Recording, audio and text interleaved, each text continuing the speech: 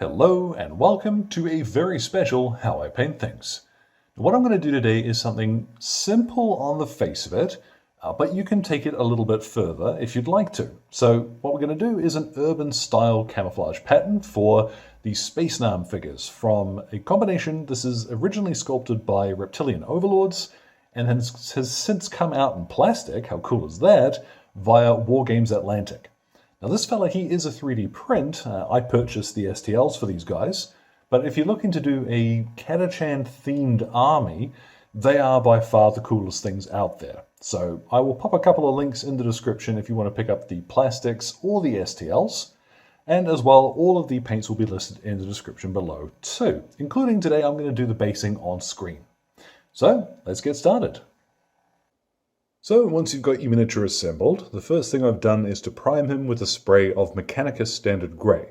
Now I want to mention this because there isn't a right colour to start from, and indeed something like Wolf Grey from the Army Painter would also work very well here if you want a blue finish. Mix up what you're going to use for your base colour here, and you're going to get a very different result from this same method. These first two colours are the big ones to pay attention to, but for this case, I'm going to stick to something I've got that's nice and simple, and we're going to go for a mix between speed and balancing that result we're going to get. So, Mechanicus Standard Grey to start off with. Then the first thing we're going to do is to dry brush some Administratum Grey over all of the uniform. Now, you can dry brush with a layer paint. It used to be back in the day that we didn't have dry paints and similar, so you just kind of takes a little bit of practice because you are going to end up with quite a bit on your brush the first couple of times you try this. So start, I would suggest, because we're going to paint his armor later anyway, I'm just getting a feel for what I'm going to leave behind on his arms and his armor, and that looks about right. So now what I'm going to do is dry brush all of his uniform because we want a little bit of texture here. We want this to be a bit more interesting than just a flat gray, even after we shade it. So this will only take a couple of passes. Just go around the whole miniature. And this fella in particular, of course, he is also wearing a hat. So don't forget any soft clothing. Dry brush that now.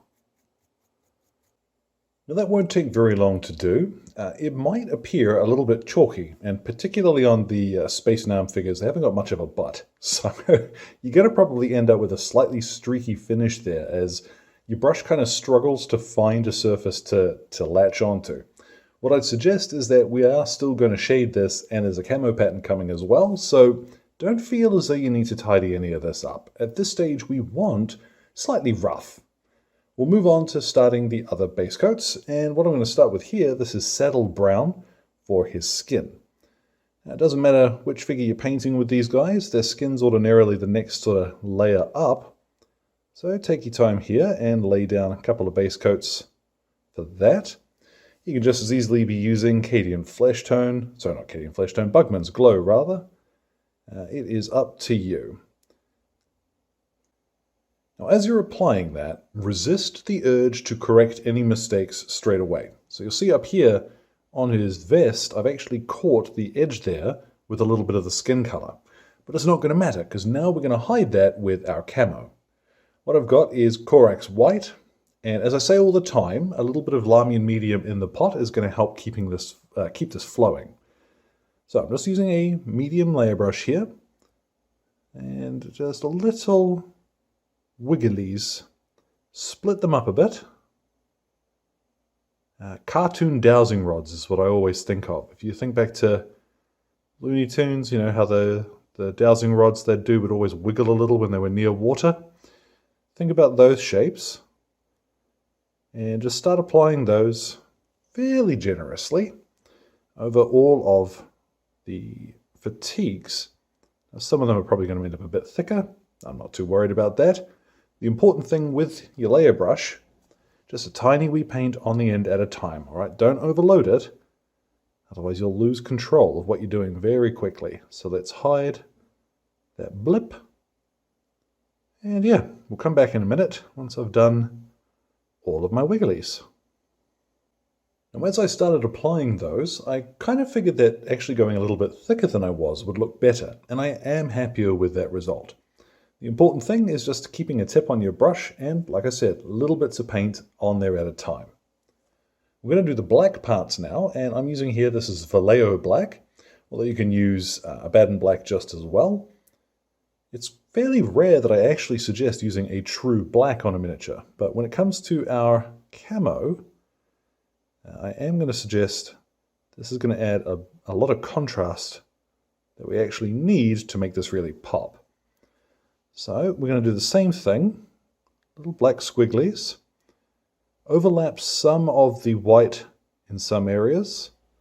Don't overdo it, you don't want to erase that white that you've added, but just fill in some of the spaces that you haven't put any squigglies with some black now. Alright, there's our camo pattern laid down. Now we can start applying the rest of the base coats. So I'm moving here, this is German Grey from Vallejo. Corvus Black is basically the closest to this. This is an off black, which when it dries is going to go very, very dark. And when we shade it, it's still going to have a bit of depth to it, which will be more interesting to look at than if we had just painted this in straight black. So I'm going to base coat his armor, and I will also swap to a smaller brush and paint in his hair and mustache with this too. Those boots obviously aren't going to be made of metal, but black, that's a classic color for a reason. What I've got, this is Skavenblight Dinge, and we're going to paint in his webbing. Now, honestly, there's not really a correct color here. You could even go up to something like Ironrack Skin, sort of pale green-gray, which would work quite well. And honestly here, you've got a decision to make if you want to go down the route of sticking to a more realistic-looking set of gear, or if you want to go into sci-fi fantasy and paint it how you want. I think by using a slightly different grey here, won't look like much going on, but once we're finished, there's going to be enough in the way of variation here that this will look quite cool. I'm also going to paint in his little gaiters in the same colour. There's not really very much left to do. I do want to add a little bit of warmth to the colour scheme so far. His skin is going to do some of that for us, and particularly if you've got dudes who've got bandanas, painting them red or orange or something will add quite a bit. But what I have is Mournfang brown and any last little leather details. I'm going to add a little bit of warmth there, and I am also going to carefully dab in his cigar with this too. For any metallic details, I'm going to use Iron Hand Steel. This one covers really nicely, especially over grey, and you'll find as well that when we shade it, you don't ordinarily have to do much more work with it. If you wanted to, you could use Lead Belcher here instead. It's really a matter of choice. What are these little bibbles and bubbles and what have you? Most of these are going to be metallic. The temptation will be there to go ahead and cover the lasgun in metallic stuff, but I'm telling you, hold your nerve and leave it black. It's going to look way cooler. I've got now Retributor armor, and I'm going to do just a little bit on the blade here, and also this little skull up on his hat. You could do it in white, but it's going to disappear behind the camo pattern if you do that. And the final base coat I'm going to apply is a little bit of Avalanche Sunset on his smoke grenades. I'm just going to paint a little colored stripe roughly across the center, and it is seriously up to you what color smoke he's carrying. I just like yellow smoke. Once you're done with this, let's get in there. Well, you can go ahead and do any tidy up you need to. In particular, keeping an eye on the armor and the webbing at the front. Now, once you're satisfied with all your base coats, it's time to shade them. And I've got here, no great surprise, Agrax Earthshade. But this is my little bottle that I've mixed up half and half with Lamian Medium. You could use it neat. You could even mix Contrast Medium in instead. But this is what I like to use. It gives me a lot more control, and it makes it a little bit hard to go overboard with it. What we are going to do is just bucket this over the entire miniature. Make sure that we are getting it into all of the little nooks and crannies. And yeah, basically go to town with this stuff. Once you've really worked it in everywhere, give it about half an hour to dry. And we'll see what we have. I mean, you can see we're onto a winner already, but let's get a look at this once this has dried. Now, I say quite regularly that when you're painting a horde army, what you're looking for is the effect a squad and the entire army is going to give on the table. So while he's not fantastic, we can call him finished if we want to. What I'm going to do is to base him up now so that we can get a look at sort of what a stage 1 guardsman here is going to look like, and then once we've seen that, we'll carry on painting him and finish him off really nicely. So I've got my sand and some watered down PVA. Let's crack on with that. Now once that's had a chance to dry, what I've got here is some flat brown from Vallejo. I've watered this down. It's about 2 parts water to 1 part paint, and I tend to prefer using Vallejo stuff for basing over Citadel because the Vallejo paints, they tend to react a little bit better to being watered down that much. They kind of hold their nerve, let's say.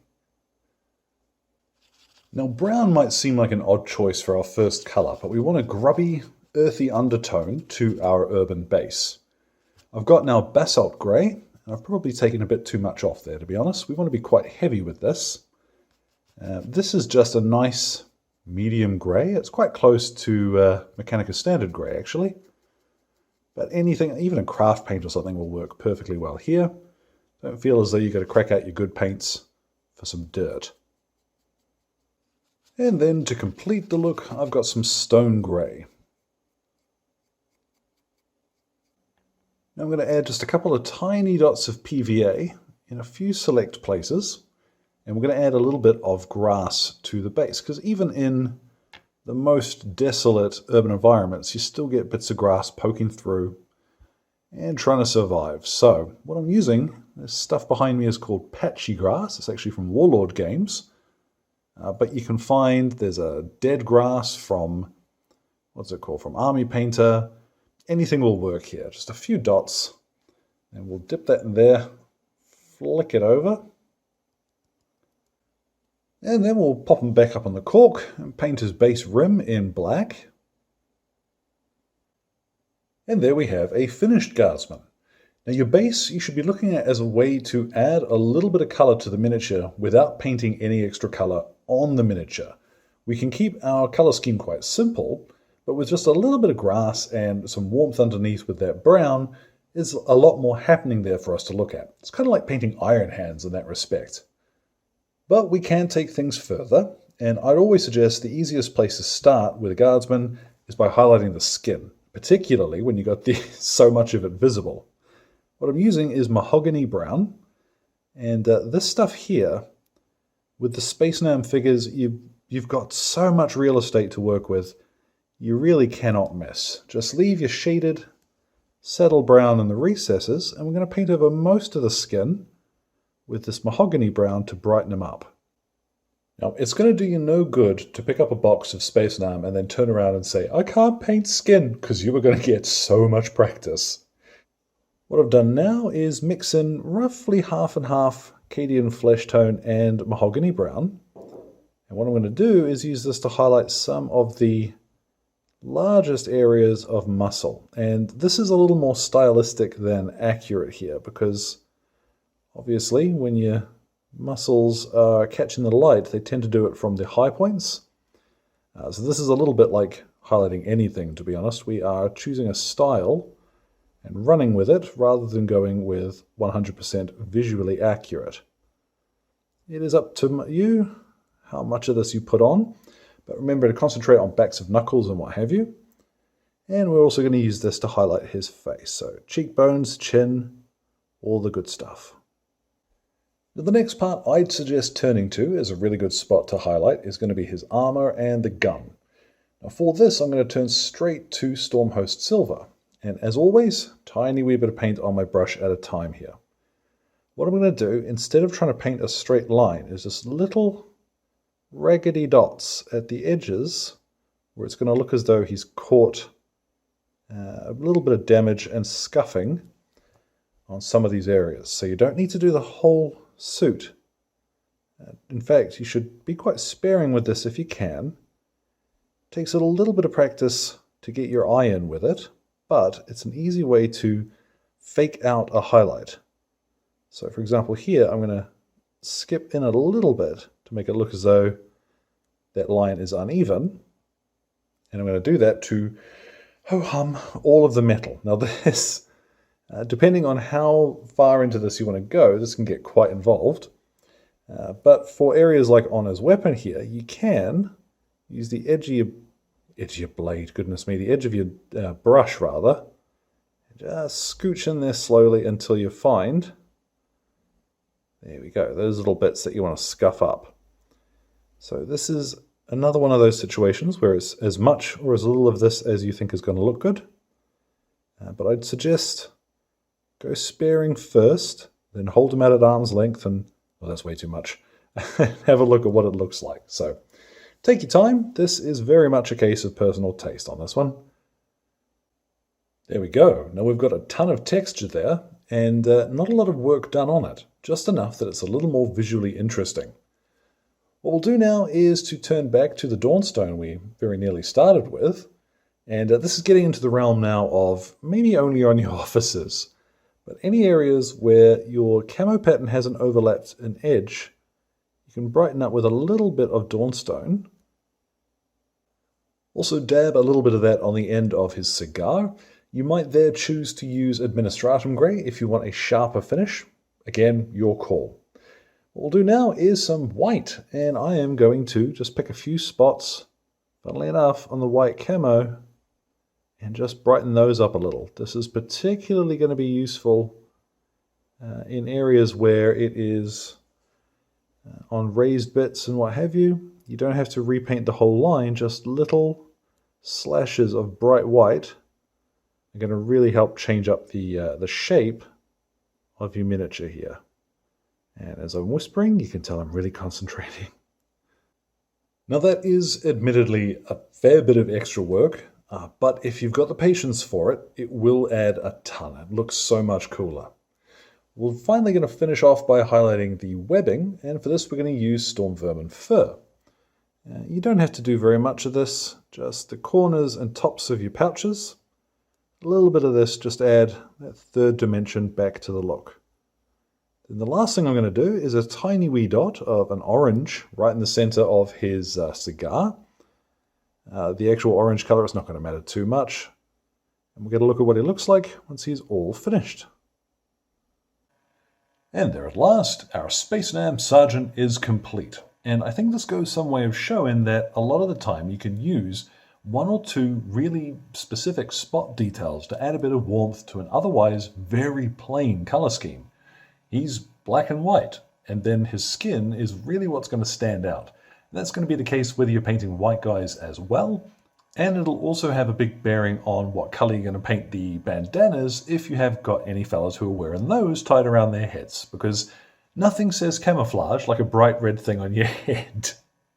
Anyhow, as always, thank you very much to Exit 23 Games for the light and sound equipment, as well as all of the wonderful patrons who are keeping me ticking in paints and glue, including my producers, Alan Nuttall, Kyrie Crawford, Rod, Andrew, and Jimmy. Your support means the world, folks. Any questions or anything, feel free to drop them in the old comment box below. My Twitter and Instagram are both linked down there too. So, thank you very much for your time, one and all, and you all enjoy the rest of your day.